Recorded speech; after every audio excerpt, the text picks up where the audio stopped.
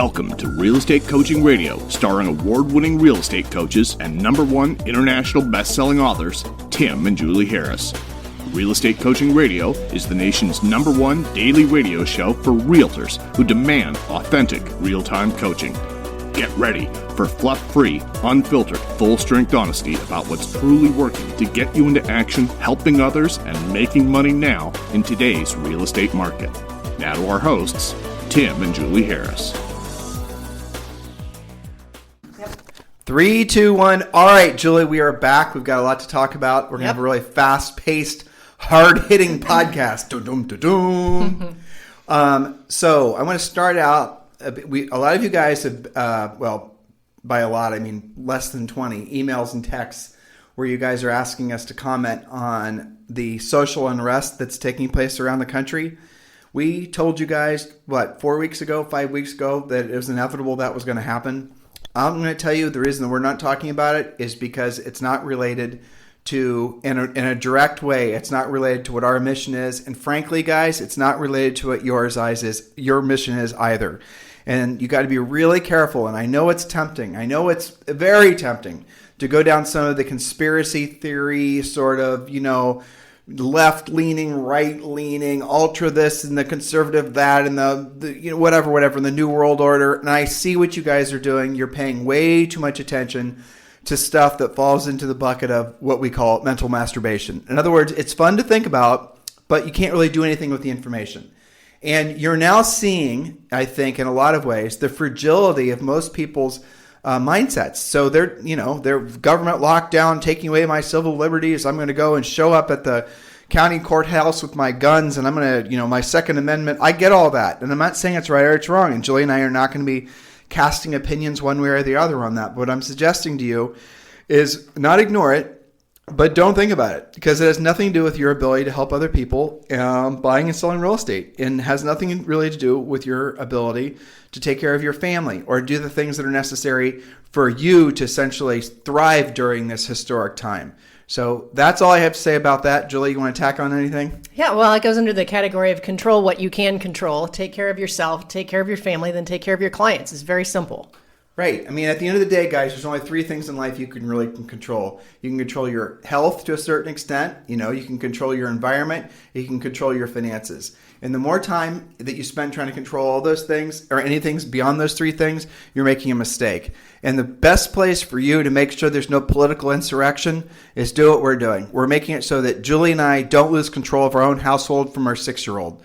So I'm less worried about what's happening in the center of Missouri at the courthouse than I am worried about Zoe essentially overthrowing us and Julie and I being duct taped and left in a closet because she didn't get her newest Barbie. You guys get what I'm saying here? It could happen. Or our 2 French bulldogs, deciding they no longer want to eat dog food. It's, you guys, seriously, don't allow yourselves to go so far your head or your skis. And again, I appreciate that stuff. It's interesting. It's fascinating. And I know in some ways we invite that sort of thing, and you guys, thinking that Julie and I are secretly watching all that stuff and paying attention to it. We just watch it from the edges. We're not getting into it. We're not spending a lot of time thinking about it because it takes us, all of us only have so much. I mean, we might be alive for a certain amount of hours per day and weeks and months and years, but really during that time, how much do you really have to be drilled down and focused? As I've gotten older, even though Julie and I we are following our advice, we are controlling our environment, we are controlling our health, and we are controlling our finances.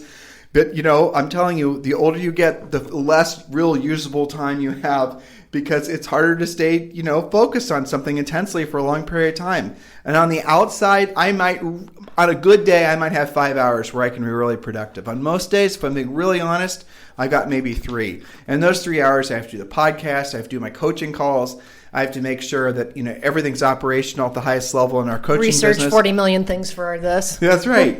I mean, Julie and I have been spending way more time than we have in the last. I think all the time we're spending so much time on this content and researching all this for you guys because it is easy to get sucked into fake news, right? And I know some of you, Tim, you're being political. No, I'm not. Fake news comes in all forms. Fake news comes in the stuff you hear from well-intending and meaning people just on your Facebook groups where they're giving you bad information about something. And one of the things that we're going to focus on today is the mortgage forbearance thing, because a lot of you, nobody was really overly critical or nasty towards us, but a lot of you thought we were not giving the purest information out about mortgage forbearances. And we were telling you exactly what the CARES Act said. What you were experiencing or you were wanting to ask us about wasn't what you were mostly experiencing individually. It's about what you were reading. And see, there you go. That was the fake news that you are believing, and you are believing the fake news more than you are believing what was coming from Julie and I, even though when we say something, we always try to tell you where our source is so you can do the research on your own.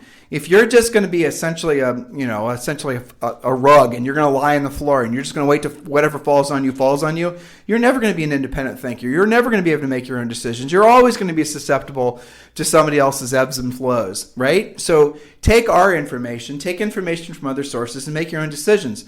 But really, at the end of the day, it's better in a time like this to have fewer things to think about than more things to think about. Your key to having a really pure and good mindset is simplicity, literally not inviting other things in. This goes back to being media free. And media free is one of the best ways. It's essentially a cure-all for all your mindset issues. So if you guys, some of you, have gone way too far down the rabbit hole of some of these fringe theories, and the problem is even as the market starts to come back, you're not going to come back because you're still going to be stuck in the fringe theories. I'm not saying, just to be clear, that there's not validity in some of the things that you guys are sharing with us. I'm not saying that some of that stuff isn't true. What I'm saying is, what difference does it make to you? What difference does it make to your family? None. You guys have to survive through this, and then you can thrive.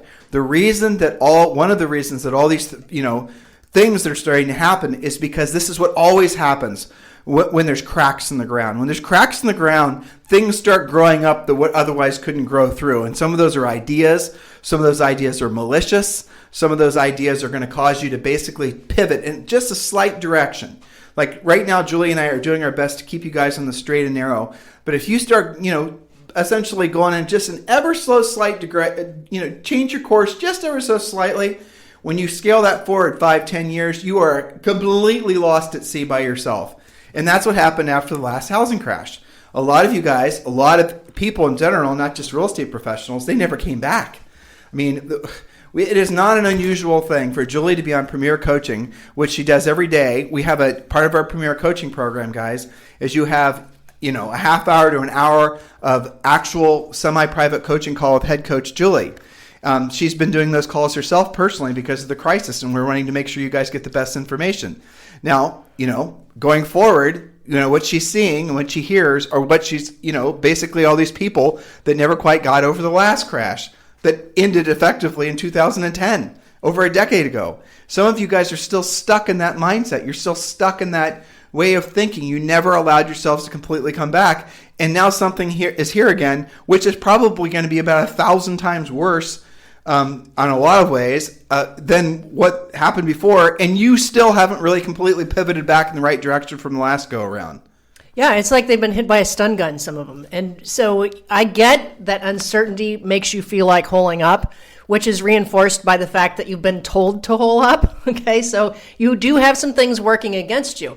One of the things that we're going to be doing a podcast on soon is specific ways to retrain your brain and keep you out of that potential negativity and feeling like not doing anything versus actually getting to work. And, Tim, the clients, I said this yesterday, the ones that have gotten out of their own way and have worked through the 5 stages of grief, which is really what we're dealing with, the grief of what used to be, denial, anger, bargaining, depression. But once you're in acceptance, we've got coaching members that are having their best quarter ever.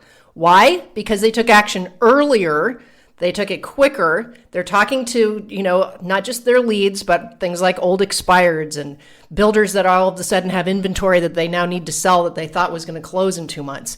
So the ones that are not spending their time on the doom and gloom and are instead being of service are already being rewarded for it. So that's what I was thinking. Right. Okay. So, Julie, let's deep dive into this. Two things that we really wanted to get across on today's show. Okay. Number one, stay connected. Keep your world of influence, the people you're allowing to influence you, keep it small and keep it tight and be highly selective.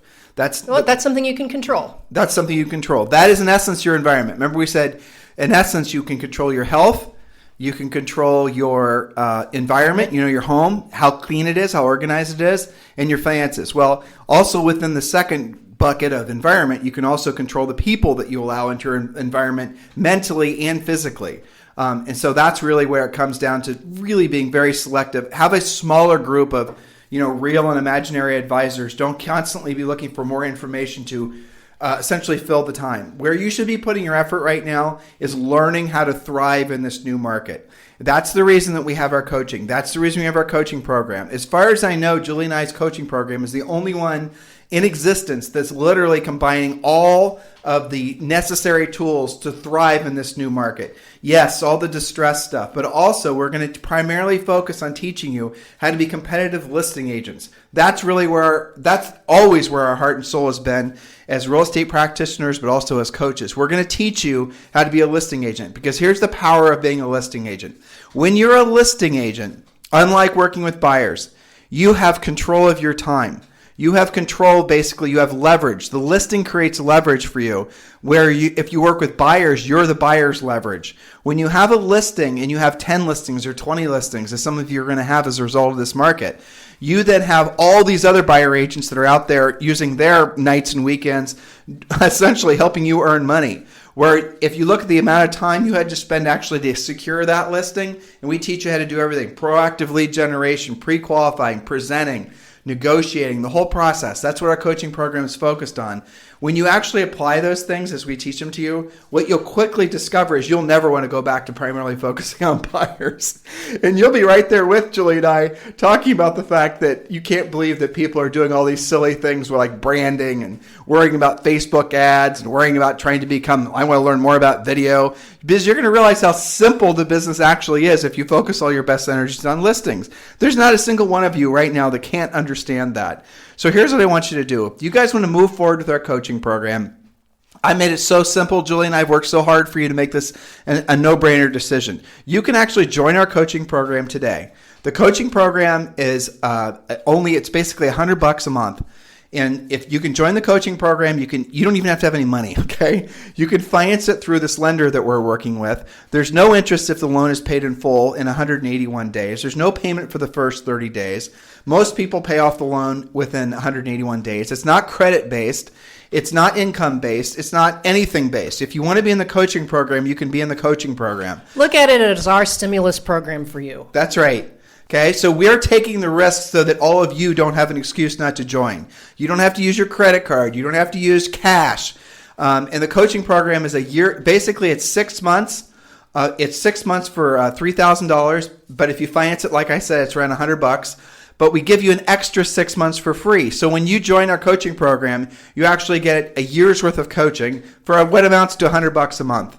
And most people pay the loan off in 6 months. You guys get what we're getting at here? And that's what we're going to teach you how to do. It's the binary stuff, like working with the banks, doing BPOs, doing all that sort of cash now stuff that all of you have to know how to do. But really on a grand scale, it's teaching you how to be the most powerful listing agent in your marketplace.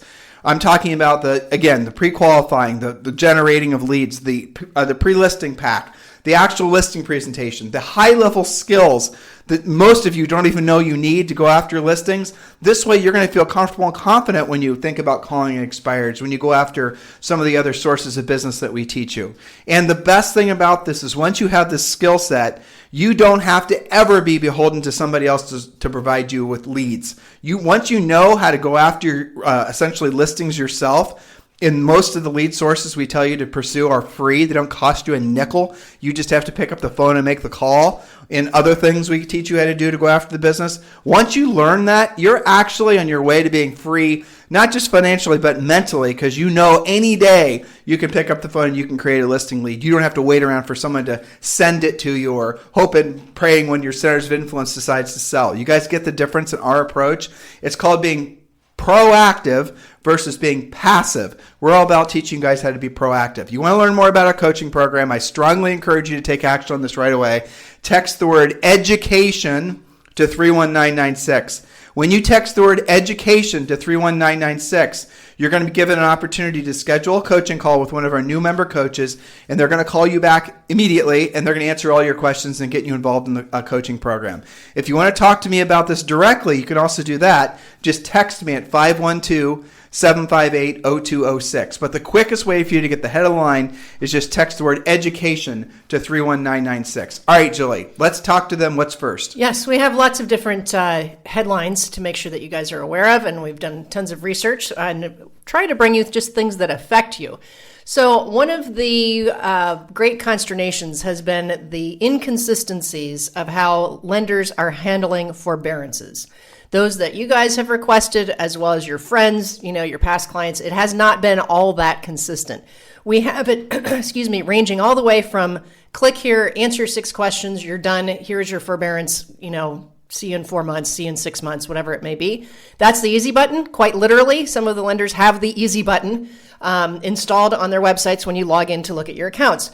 On the other end of the spectrum, we have servicers who are saying, nope, you've got to do the balloon payment, or no, you don't qualify because of this, that, or the other thing. Now, I think some of that is ill-informed because this was really, I try, even though it's very counterintuitive and difficult for me to feel for the lenders based on some of the things that we've seen happen, but you kind of have to feel for what they're dealing with processing all of these requests. And I doubt that the people who answer the phone have had all that much education on how to handle it. That said, it's been very inconsistent, and there have been some lenders, and here's why they're doing it. They're trying to protect their own liquidity. So you're seeing two things. They're trying to say no to some people who maybe they think don't need the forbearance, or maybe they're so slammed they don't want to deal with one more request.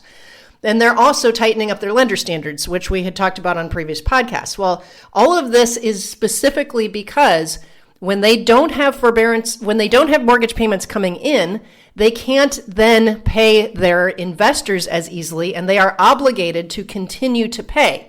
So for the past several weeks, the servicing industry, servicing is who you call to talk about your payment. They've been crying out for help. They've been calling the government to set up a federally backed liquidity facility is what they have wanted to backstop this obligation they have and be able to make some decisions on how to lend and who to lend to and how to deal with this. Well, today it was decided that there will be no liquidity facility. Instead, under the new policy, servicers will only be required to advance 4 months of missed payments for loans and forbearance. After that, the servicer is under, quote, no further obligation to advance scheduled payments. So that's alleviating some of the pain and some of the uncertainty that the servicers were looking at, which was causing them to not treat everybody like, okay, here's the money, here's the money, here's the money. They were protecting their own liquidity. So I think this is a pretty significant development, that instead of having the uncertainty of having to pay an endless supply of forbearance money that they didn't have coming in from normal payments, now it's only 4 months. So this is good news. I know that's all confusing lender talk, but this affects them. But so break it down, okay? So we've addressed this in the past 4 shows in a row, and we are essentially helping you guys to cut through the Mickey Mouse with regards to forbearances, because again, a lot of you guys have been running on bad information. So the original CARES Act specifically said, and we told you exactly what to say and exactly what to do on previous podcasts, but specifically said that the mortgage companies, the servicers, have to give you essentially a 12-month forbearance. The mortgage companies, the servicers, agreed to that because when they thought they were agreeing to that into the bargain, they also thought that they were going to get some sort of bailout from the government in that initial $2.3 trillion that came about, which they didn't get. So really what they basically said is, unless you're going to give us what we want, we're not going to give you what you want. Yeah, and that's caused some of this inconsistent kind of bad behavior. Right. And sometimes you guys were calling up your mortgage companies and they were telling you, and I honestly don't believe this was happening that frequently, but I think what happened is you believed it was happening that frequently. And so as a result of that, you stopped asking for forbearances. And the reality of it was, and we told you how to do it on the show, the Sunday special show, is you can actually essentially strong arm your lender into giving you a forbearance because they have to, because that law was passed. So there you go. But moving forward, as far as this new bailout, or whatever you're going to call it, I have no idea what these are even going to be called historically. But what you're going to be looking at is the government now, just to say it again, repeat why this 4 months thing is relevant. Explain. Okay, so before the servicers were freaking out because they didn't see how they would have the money to continue to make the payments to the investors who backed the loans. Okay, so in other words, just because you're not paying your mortgage payment doesn't mean that they get to stop paying the investors who have backed those loans. And so it'd be like if you were a tenant and you were paying me and I had a mortgage on the house, okay, just because my tenant stops paying me does not automatically get me out of paying my mortgage payment. I'm freaking out. I got to either go get a new tenant or do something, to make sure that I can make that payment. So for them, what this does, the FHFA said that this particular change reduces the potential liquidity demands on the enterprises, the GSEs, resulting from loans in COVID-19 forbearance, as well as other delinquent loans. Okay, so this means that they are only responsible for 4 months instead of inevitably, billions and billions later that might have been never ending. So I would expect this to cause things to become a bit more streamlined because that stress has been alleviated. Yeah. So I mean, it's hard to explain in 3 sentences, but that's so what should they be doing differently with regards to forbearances? Nothing. Boom. Now we're just giving them a backstory as to why, in essence, the banks are actually going to become more cooperative in trying to ask for forbearance. But it'll take time. I don't think it's going to happen like today just because the decision was made today. I think that the consternation is that nobody expects to have to strong arm their bank into doing what they've been told to do or to negotiate. And what I'm saying to our coaching clients is, look, you guys negotiate for a living. Just have your ducks in a row when you call or when you show up and be ready to rumble. And I think that this will get easier over the next week or 2 weeks. And we're going to continue to report on it. But remember, guys, you can strong arm your bank because there is a law in place and they have to actually give you a forbearance, okay? Exactly. Julie, we can talk about personal stuff. We didn't even ask for a forbearance on one of our mortgages. On 3 of the rentals. Right, 3 of the rentals. Wells Fargo basically just sent us an email. And these are rental properties with tiny little mortgages, less than $100 each. Yeah, all of them are less than 100. Yeah, and they all basically said, without Julie asking, they're all in forbearance. And then she gets another email this morning that basically said, we're going to give you another 4 months. You didn't even ask. So that's how we think it's actually going to happen across the country. That's right. Yeah, so moving forward, here's the next thing that we want you to be very aware of. The PPP, the money's going to be replenished probably today, if not tomorrow. If you've got applications in, remember, you have to apply to 3 different lenders. Now, obviously start with your own bank first, assuming they're taking applications. On our website, we have included what's on there as far as all the lenders that are actually... Yeah, you have a lender lookup. Okay, so here's some confusion that I heard on a couple of coaching calls as well. You shouldn't just go into your bank and say, where's my PPP money? Okay, sorry, I was getting excited. Okay, so you can't just show up and say, where is it? That's not how it operates. Your bank has to be doing the SBA PPP loans. Not every bank is participating, okay? So you call them first. They either are or they're not. If they are, they're either going to send you to a website or they're going to meet with you and do the application, probably the website.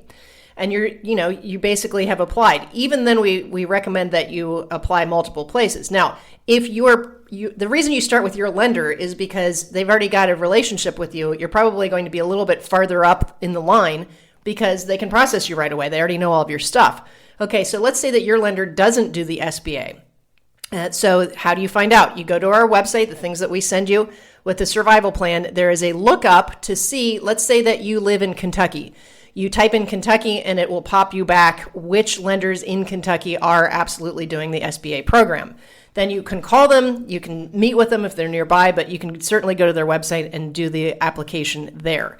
This is the PPP money. You cannot apply directly on the SBA website. You have to use a lender. So because there is such a demand for this, and because if you apply, let's say you apply at Chase because that's your regular bank, that's fine. Your application goes through. You don't know where you are in line, and this money's going to go quickly just like the last round did. So maybe you go down the street and, you talk to a credit union and you open a little savings account there and they take your application. But because they're smaller, maybe you're only number 10 in line.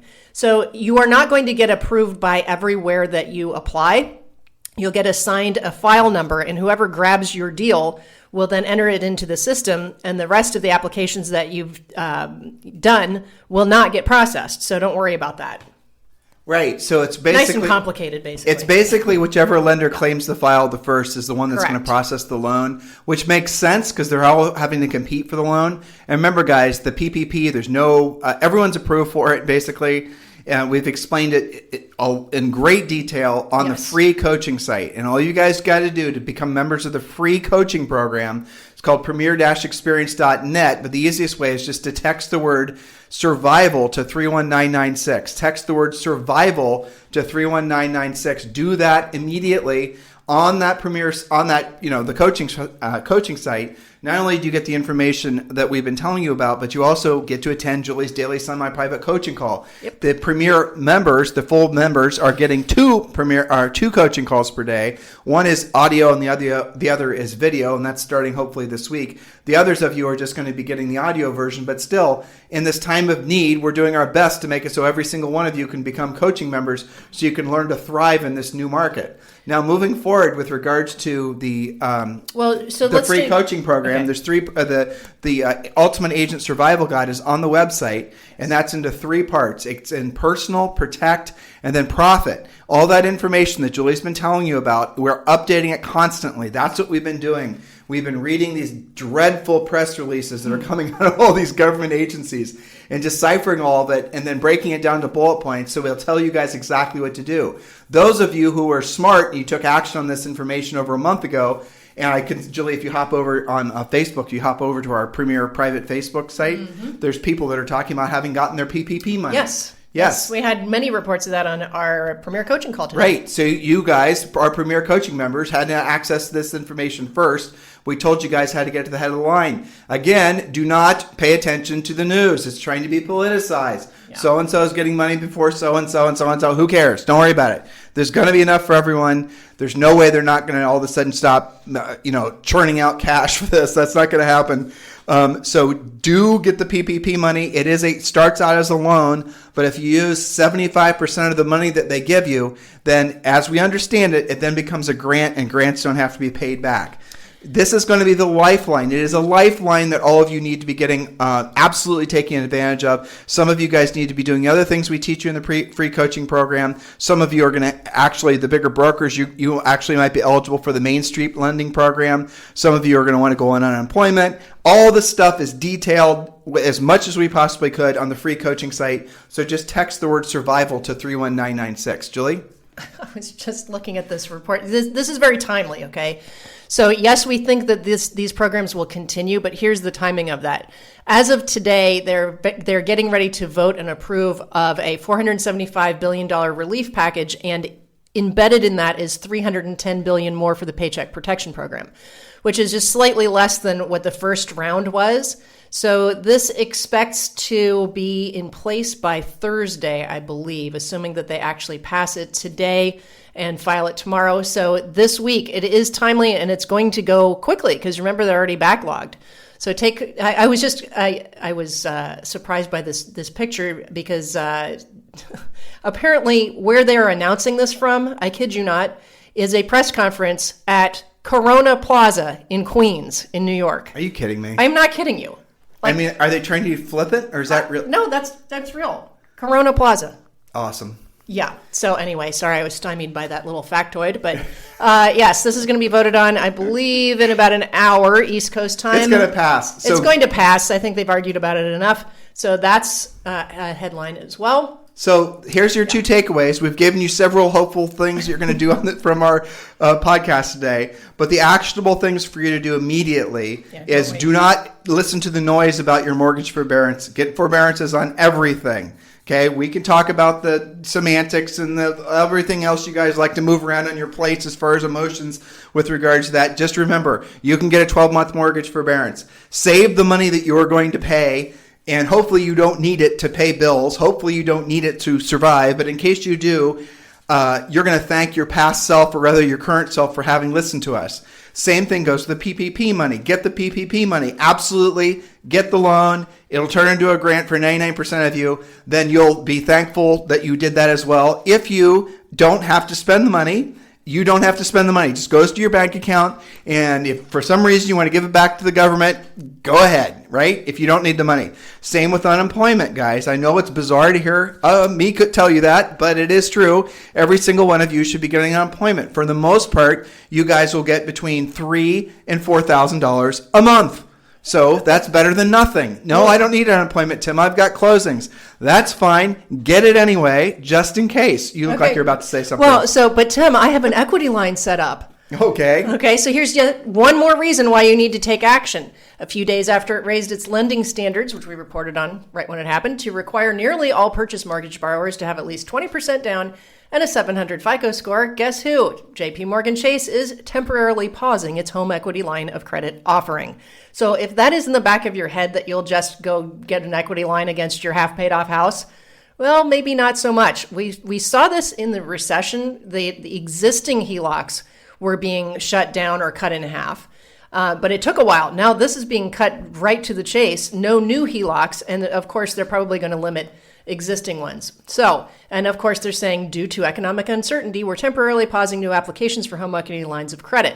Customers can still right now tap into their home's equity through a cash out refi of their existing mortgage, but may or may not continue with that. And what are their requirements? So just another reason we're advising you to do these things so that you have a hedge against the uncertainty of even a quarter from now. Nobody can tell you exactly what the conditions are going to be then, so cover your own self first. We can guess. I mean, I think there's going to be a little bit of a bounce back, but hopefully I don't think as people get back to work. But by the same token, there could also be new outbreaks and new drama and new lockdowns, and who knows, right? I hope that I'm wrong about that. Guys, we're in this sort of this in between land. What was that show that we really like to watch about those middle schoolers? They're stuck in the other or whatever it was. Yes, the upside down. The upside down, yeah. Stranger Things. Stranger Things, yes. It totally feels like Stranger Things. We're all living in Stranger Things. It's like Stranger Things meets the X-Files or something like that. Or something like that, yeah. I don't know. But we're all in this Stranger Things type world until we actually get to the point where there is a vaccine. There's just no two ways around it. The reason there's all this talk and the big fear now that the government has, I know this is going to sort of scratch some of your guys' conspiracy theory itches, but it's obvious.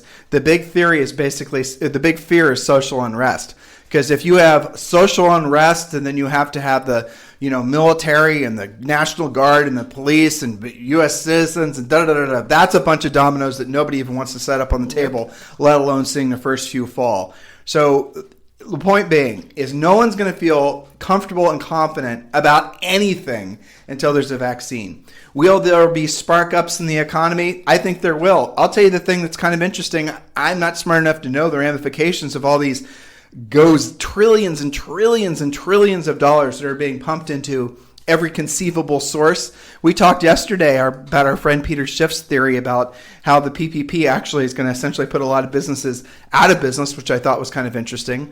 That was on our Sunday show. I read an article this morning that the unemployment is putting, especially in the middle of the country where pay for normal jobs is pretty low. It was a story about a coffee shop that was paying people $10 an hour, but the way unemployment worked out was they were getting $15 an hour, and she lost her entire staff. Yeah, well, I mean, that was part of what Peter's theory was. Exactly. Because what the normal unemployment in most states, when you, I again didn't know anything about this a month ago, and unfortunately I do now. I do mean that, right. Unfortunately, right? But most unemployment in most states, if you were coming out of a W-2 job that you had been fired from, okay, all that changed, would be like $140 a week. And now what it is, it's whatever the state pays plus plus a minimum of $600. So everybody getting unemployment, it's whatever the state's going to pay you plus the $600. So that's the reason that the average person, I think I've read this several places, is going to receive on average probably about $740 a week. There are a lot of people who will do just fine on $740 a week. Now that money is only supposed to go for 4 months. They added $600, I think through the end of July or whatnot. Do you guys really think they're going to stop paying unemployment? You really think they're going to during an election cycle? During an election year? I'm thinking no way. No. So that's going to be extended. So what effect is essentially long-term unemployment going to have on, people aren't going to be able to buy houses. They're not going to qualify for much if they're basically paying their bills off unemployment. How many people is that actually going to, take out of the job market? Forever. I mean, not in the sense that they won't be able to get jobs again, but in the sense that essentially the trajectory of the skills that they'd lost will be completely misguided. They'll miss, if you're a coder, if you're somebody who's in a sort of a job that requires a high skill set and you lose that skill set, you're going to be seen as yesterday's news because somebody else is going to be more efficient at it. It's just like what we teach in our coaching program. If you guys take time off and you don't actually drill down, learn what this new market's going to require, learning how to be a listing agent, and you decide you're just going to jump back in the market, in a year or 6 months, the world's already going to have changed. And you're going to be basically, yesterday's news or the news before that. You're going to be like an 8-track player when everybody is just beaming music from their cerebrum somehow. You know what I'm saying? You guys get the point here? Everything right now, you guys remember I remember when I was a kid. I was thinking about this yesterday, Julie. It's funny we're talking about Stranger Things. Good Lord, are we being nostalgic? I don't know. Good Lord. Warning. I think we're being nostalgic for the 80s. I know. But I remember when we were kids. Yeah. Nothing changed. Everything was exactly the same. When I go back to visit Columbus, things still are basically the same. Yeah, they are. It's kind of bizarre. Yeah, but that's the thing about we're from the Midwest and really things went slow there. They changed very slowly. Yeah, Yes. It just everything. I mean, people's mindsets, just anything. It's comfortable. It's comfortable, right? Well, it's comfortable if you don't like anything changing. Yeah. But here nowadays, dude, things change instantly. Well, look at day to day, everything's changing. Not just because we live in Puerto Rico, but everywhere. in the world. Right? Columbus, Ohio. Some of you guys most of you will never even go there. There were riots downtown Columbus. It takes a lot to get Midwesterners to leave the house to do something. Well, you know why? That. It's because it was a warm spring day. That's why. Because it was warm out. It wasn't cold and the snow melted. That's right. And they're like, "Screw you! I'm not staying in the house." But something to do. But true story. I told Julie that there were riots in Columbus, Ohio, and she didn't believe me. And I said, okay, don't believe me. And then there was no Michigan game that day, so how could it be? And then she Googled it, and she saw what I was telling her was the truth. The point is, guys, is that everything's changing. And if you think that you're just going to be able to hunker down and wait for this new world to, emerge, and somehow the skill set that you had in the previous world is still going to be relevant, it's not true. It never is true. No. But really expect the abnormal. We've been saying, and I think it's very apt, the new normal is abnormal. And by that, I mean it's going to feel like things are changing faster and faster and faster. Just whatever you think is normal is going to, nice things maybe. Telemedicine's going to be a thing now. You're going to be able to go on a Zoom meeting and have your physical done. Maybe, most of what you're going to be doing, the doctor will read the stats from your smartwatch and he'll be looking at you in a video conference, and those kind of things I like, truthfully. I'm not a big fan of going to the doctor. Absolutely. There's going to be a lot of good that comes from this. A lot of good. A lot of businesses that are going to evolve. A lot of things that are going to take place. There's going to be a new set of winners, and there's unfortunately going to be a lot of losers because they're the ones that basically didn't evolve and adapt. And here's the big one, and this is where, I just remember because I remember the pain of having, known so many agents that didn't change. If you guys don't change, if you guys don't adapt to this new market, if you don't accept the fact that you have to be listing agents, if you don't look at some of the things that you were doing over the past 10 years as the frivolous things that they were, the market's not going to just even give you a chance. It's just going to consume you. It's going to eat you alive. You're not going to have opportunities to go after listing appointments because even your centers of influence and past clients won't want to ask you to help them because they're looking for somebody who knows how to solve a specific set of problems that they have that you never learned how to do because you were too busy learning how to master Instagram. Do you guys get the difference? So you were able to play, you were able to do silly things. You didn't have to have a high set of skills in this past market because of the fact that the sellers, the houses were selling themselves basically. I know some of you are offended, but look, the more you're longer in your business, the more you're going to realize what I just said is true. When you price a house, it's basically price, condition, location. Marketing does not do anything to sell a house. If you price it correctly and it's in a great location and a great condition, it's going to sell itself just by putting it in the MLS. That has always been true and always will be true. Yep. All this other stuff that you think is supposed to be there to help you sell a house, it's there to promote yourself, and maybe it does work, maybe it doesn't. It mostly doesn't. A lot of it was manufactured to make it look like you were doing something to cause the house to sell, when in fact it was priced right, there was low inventory, and you lucked out. Yeah, and we get it, guys. Look, we used to... Which was awesome for a while. Julie and I listed and sold thousands of houses. We know what it means to go into a seller's house And you can't very well just tell the seller, like, Mr. Seller, it's all about these 3 things and that's it. We just put it in the MLS and we price it right and it'll sell itself. I mean, you don't tell a seller that because then they're not going to want to list with you, right? So you got to go in there and talk about your Instagram followers and your tweeters and your twatters and your number of videos and all your thises and the other things and your virtual staging and all this Mickey Mouse, right? Because that's what you, A, think is normal, but B, because no one's ever told you that at the end of the day, it's price, condition, location that sells a house. Those things. Now, you do have to have listing tools. You do have to have a presentation that's going to, cause the seller to want to list with you. Because when you're, especially as you go more up market, when you're chasing more expensive stuff, you're going to quickly discover that those sellers do think that they know more than you about marketing and advertising, and they are going to put perceived value on those extra things. So you do have to have a presence of that stuff. But I'm telling you, from professional to professional, get it real clear in your head. In a market like this, what's going to happen is the sellers are going to want to list with people that maybe have that stuff as a secondary or a cursory thing, but the primary thing they're going to be looking for are people that know how to solve the problems that they've got. And those problems are going to be loss of equity. Those problems are going to be buyers that basically can't get loans, or the standards have become so high it's going to take a lot of buyers out of the market until they, essentially save more money or they get more stable jobs. This is the abnormal time in this industry and in our economy that you need to adapt to, and that's what we do. We teach you how to do that. That way, when you walk into a seller's, look, here's a thought for you.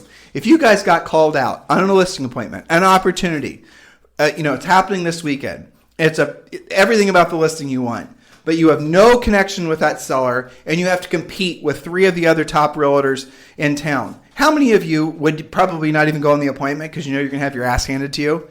Or if you went, a certain percent, that's definitely true. I hear about them freaking out on this. And this is why, the coaching gods created coaching, I think, so that we can prepare you for that. Now, here's the sad thing. Some of you will wait until that person calls you and you're too afraid to show up for the listing, or you show up and you don't get it and you'll be surprised. And some of you, that's got to happen like 2 or 3 times before you go and get some help for yourself.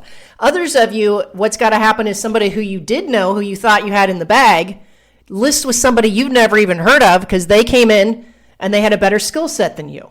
And you're going to be crushed by that. That's what's really sad, that for some of you, you have to have your butts kicked to get into action. Please don't wait that long. Get into action right now. Don't let that happen to you. And you're going to rationalize it by saying, oh, the seller, they listed with the other person because, they knew each other from church, or the other agent told them a higher price. And you're going to rationalize your failure. But the reality of it is because you did not get the listing, because you did not earn the right to have the listing, because you didn't have the skill set to convince the seller you knew how to actually get the house sold in a market like this. Or worse, your strategy in the back of your head is to overprice and cut your commission. That is not a strategy. And if you guys are thinking, how do I differentiate myself in the marketplace when I'm chasing listings, when everybody else is basically doing all this frilly, essentially the fluffery of all the social networking and the branding, when everybody else is doing the same thing or a version of the same thing, you think you have to get into essentially a war to do more of the same, then how are you differentiating yourself in the eyes of the seller? Just because you have a fancier logo or because you have more followers on Twitter? You really think that at the end of the day you can ever win that? The way you win is by knowing things the other people don't know. You have to win through skills. Are you listening to what we're telling you? Does this make sense to you guys? I mean, it better, because what we're telling you is what you actually need to do to survive. And that is your takeaway from today from all the things we told you about. Yes. And I'm going to read you guys this article. I just found this. This is really good. Howard Schultz said Tuesday that the additional funding for the Paycheck Protection Program is not adequate to help he's talking about restaurants, but that's fine. It's relevant to business in general, to help small restaurants survive the coronavirus pandemic. What's needed is not another version of the PPP. Again, good intent, but it's the wrong medicine, said billionaire Starbucks CEO on Squawk Box. Rather, Schultz said he believes the government needs to create a robust program to serve as a bridge to a vaccine. The price tag may be around $1 trillion. It's large, I understand, he says. You think? But he argued that the cost of the program would be much, much less than the cost of more than 100,000 small restaurants potentially closing for good due to the coronavirus crisis. Millions of Americans would then be shut out of a job, Schultz said, not to mention the social fabric of every community which is dependent on restaurants if it's linked to. Schultz comments came, let me scan forward, Now they're commenting on what his comments were. Business good. So he talks about PPP, which you've already talked to you guys about, and how it's going to be replenished. So the most important thing, and the reason I wanted to read this to you guys, is what he is saying. I think it's actually the title of it. Essentially, there's no honest to God reason to believe that there's ever going to be any kind of meaningful recovery until there's a vaccine. Because, and even after that, there's going to be a lot of wound licking in the form of financial issues that people are going to have. We're going to definitely still be in a recession, if not a depression. But nothing really is going to change until there's a vaccine. They can check for antibodies. They can check to see if you had it before. They can check to see, but what difference does it make? Are you guys planning on going to, hopping on a plane? Are you planning on going to a restaurant? Are you going to, you get the point? Our behaviors have changed. Everyone's behaviors have changed. And then they're not just going to snap back until there's a vaccine. And even then, not everybody's just going to roll out of bed and get vaccinated. They still have to deliver on the vaccine. That's right. So look, guys, this is the new normal. And we did a show yesterday on the things that we read, that we discovered that we thought were good news. And it was kind of funny. I think at the end of the day, we went through all the good news points and we found out that they're mostly propaganda. Hey, do you want to do things you love and things you hate? I'm ready to rumble. Oh, boy, I didn't prepare. All right, let's go. You asked. Oh, you did prepare. You wrote some things down. I did. Cheater. Go ahead. Okay, so I like to end on things I love. So let's do things I hate first, which is just, one, but there's many versions of this. Scams that are coming out to take advantage of people. Most Did you say things you scams. love? No, this is things I hate. Okay. Stimulus check scams. So here's the scam that's going on. And let's see, I had a list of things you're not allowed to do, but I closed it real quick. So people are calling saying, I'm calling from the IRS. Okay, so first of all, the IRS doesn't call like that, but they're calling pretending they're being the IRS, and I have your stimulus check ready. You've probably heard in the news that it's going to be a direct deposit. So if you just give me your routing and account number, I can get that money to you right now. Well, that's a fairly obvious one, but it's absolutely happening. The other scam has to do with, we have to give you your stimulus check, and we are just checking what your social security number is. Another way of getting information out of you. So I hate scams would be the big broad category. So just so you know, the IRS doesn't do it that way. You log into their website, you look up, you can use if you use our plan that we're sending you, you can look up not just how much you're getting, but when you're supposed to get it. They're not going to call you and say, all right, I'm ready. They don't have staff that does that. Okay, so things that I love. Two things. One is I didn't know how many different types of housing projects you could do with a Barbie house and the 6-year-old. Oh boy. So far, we've had Barbie house renovation, Barbie house relo, Barbie house vacation rental property. We've had an earthquake and a tornado. We've played What Happens for Foreclosure. We've had a Barbie pet house, a hospital, a farm, and a haunted house. So, I don't know if that counts as homeschooling, but we're going to count it as homeschooling. And then the other thing that I love is we have discovered ice cream delivery. And Zoe had a Nutella ice cream popsicle. Are you kidding me? I'm not kidding you. You found somebody that delivers ice cream to our door. How cool is that? Yes.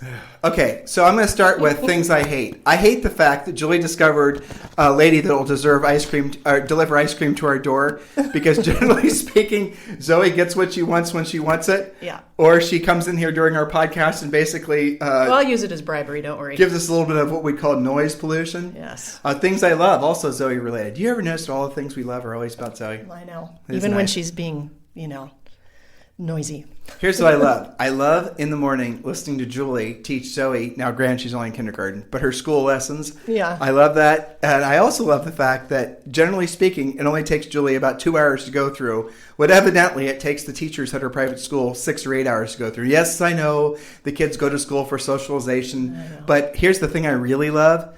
Julie and I, when we were on our walk, did we go on a walk yesterday? Day before. Yeah, day before. We try to walk 6 miles a day. We were too sore yesterday. Remember, guys, it's three things, right? You can control your environment, your health, and your finances. Julie and I are living by everything we say. We're following it exactly. So when we were on our walk, what was I about to tell you? Something about Zoe. I forget. Was it when she called us? Well, there's that. I'm getting calls and texts from our 6-year-old. That's kind of funny. It was really good. It was going to be a great I love thing. Oh, well, it'll hit you as soon as we hang up. You mean as soon as we end the show? Yeah, exactly. I'll save it for tomorrow. That's a great idea. Oh, that's cheating. Yeah, right. That's okay. No, there are a lot, I think that to the Zoe point, There's something about I how remember. present she is. Yeah. And, you know, I think she understands the whole coronavirus thing, but she also has gotten so creative about how she plays. It's pretty awesome. The thing I love, she was coming home from school about every 2 weeks with some new form of sickness. Yes, she's healthy now. And she's healthy. And she's been healthy for a very long time. It's awesome. So which means we've been healthy. Yes, which means everyone in the house has been healthy, you know? And so I kind of look at this coronavirus, and what are we discovering? That it turns out that you can get a, full day's worth of education, quote unquote, in for maybe just a couple hours. And second of all, if you want to keep your kid healthy, don't send him to school in a petri dish. I mean, that's pretty much it. Well, yeah. Spray them down, wipe them down, hose them down, whatever you have to do. Are you ready to actually have a serious conversation about homeschooling? Well, that's not what we're doing. Is that what see, listeners? You see how I'm walking Julie in backwards? I think it's all well and good until she hits about algebra, and then we're going to be up a creek. It's called a tutor. I got it. Okay. Yeah. I have the housing part covered. Barbie house renovation, relocation, vacation rental property. We're teaching her real estate. We're teaching her practical, applicable skills. we got a light yesterday because we're going to be doing some more Zooms and whatnot, like a studio light because our office is, kind of dark. And I said, Zoe, do you want to start your own YouTube channel? And she goes, no, I want to start my own podcast. I know. On her own, she says these things. Anyway. We digress. But see, guys, it doesn't have to be all serious. Step away from the CNN. Step away from the Alex Jones. Step away from the things that are going to make you feel crazy. Feeling crazy. When you're feeling crazy, you think smaller. You don't think about helping people. You think about essentially building moats, and that is not what you should be doing right now. If you guys need us for anything, remember, text the word survival to 31996. If you're ready to join our coaching program, and I just told you about how you guys can all get into the coaching program with basically, $100 a month, no payment for the first 30 days. Text the word education to 31996, and you will be put at the head of the line, and you'll have a direct conversation with one of our new member coaches. In the meantime, you guys have a fantastic day, and we'll talk with you on the show tomorrow. This program has been a presentation by Tim and Julie Harris, Real Estate Coaching. For more information on our real estate coaching and training programs, visit our website at timandjulieharris.com. Remember to tune in weekdays at noon for upcoming shows. And until next time, thank you for listening to Real Estate Coaching Radio with Tim and Julie Harris. This podcast is a part of the C-Suite Radio Network. For more top business podcasts, visit c-suiteradio.com.